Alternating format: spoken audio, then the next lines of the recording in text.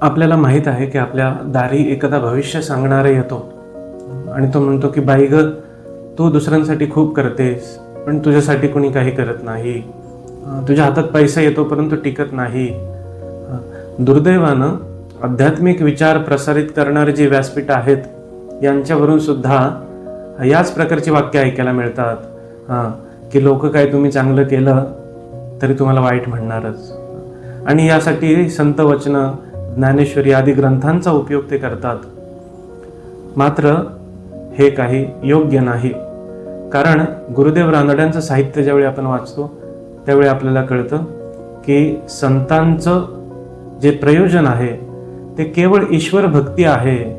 आणि ती ईश्वर भक्ती कशानं साधली जाईल तर नामस्मरणानं. आणि गुरुदेव रानडे म्हणतात हे नाम जे आहे हे सद्गुरूंनी दिलेलं आहे, ही सद्गुरूंची कृपा आहे. त्यामुळे व्यवहार प्रपंच याच्यासाठी संत वचनांचे दाखले न वापरता ईश्वर भक्ती हे संत वचनांचं मुख्य प्रयोजन आहे, हे कायम लक्षात ठेवलं पाहिजे.